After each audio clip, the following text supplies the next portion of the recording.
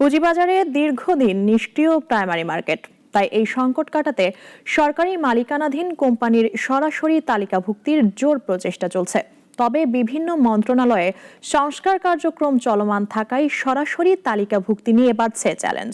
সানিয়া আহমেদের প্রতিবেদন। সরকারি মালিকানাধীন এমন 17 কোম্পানি বর্তমানে পুঁজিবাজারে তালিকাভুক্ত।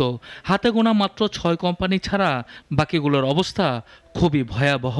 সরকারি আমলা বা রাজনৈতিক বিবেচনায় নিয়োগপ্রাপ্তরা পরিচালনার দায়িত্বে থাকায় এগুলোতে চলছে যাচ্ছে তাই অবস্থা, কোনো প্রকার গভর্নেন্স ছাড়া। যে কারণে পূর্বের থেকে শিক্ষা নিয়ে নতুন করে 15 সরকারি মালিকানাধীন কোম্পানি বাছাই করা হয়েছে, যেগুলোর অবস্থা অনেকটা সন্তোষজনক। তবে এগুলোর তালিকাভুক্তিতে প্রতি পদে পদে রয়েছে নানান বাধা।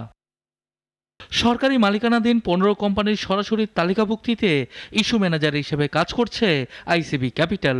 তবে বিভিন্ন মন্ত্রণালয়ে চলমান সংস্কার কার্যক্রমের ভিড়ে কোম্পানিগুলোর তালিকাভুক্তিতে পাড়ি দিতে হবে অনেক চ্যালেঞ্জ। আমাদের পক্ষ থেকে আমরা শতভাগ একদমই প্রস্তুত। আমরা বিভিন্ন সময় বিভিন্ন এসবের সাথে যোগাযোগ করছি। বিভিন্ন রেগুলেটরি রিফর্ম চলছে, তো এগুলা নিয়ে সবাই একটু দেখতেছে।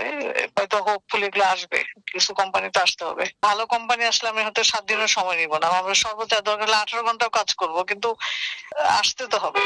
এদিকে বাছাই করা সরকারি মালিকানাধীন কোম্পানি বাজারে আনতে দ্রুত কাজ করলেও বেসরকারি কোম্পানিগুলোর আইপিও আটকে আছে বহুদিন। তবে আইন চূড়ান্ত হওয়ার পরেই সেগুলোকে পুঁজিবাজারে তালিকাভুক্তির অনুমোদন দেবে কমিশন, বলছেন মুখপাত্র।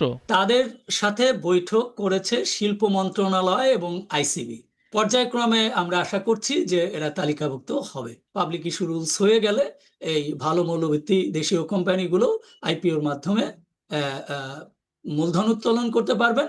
দীর্ঘদিন ধরে নিষ্ক্রিয় প্রাইমারি মার্কেট, যে কারণে সরকারি বা বেসরকারি যে কোম্পানি হোক না কেন পুঁজিবাজারে প্রয়োজন নতুন কোম্পানির তালিকাভুক্তি। তবে ভালো কোম্পানির তালিকাভুক্তিতে পুঁজিবাজারে ফিরবে গতি, এমনটাই মনে করছেন বিশ্লেষকরা। সানিয়া আহমেদ, নাগরিক, ঢাকা।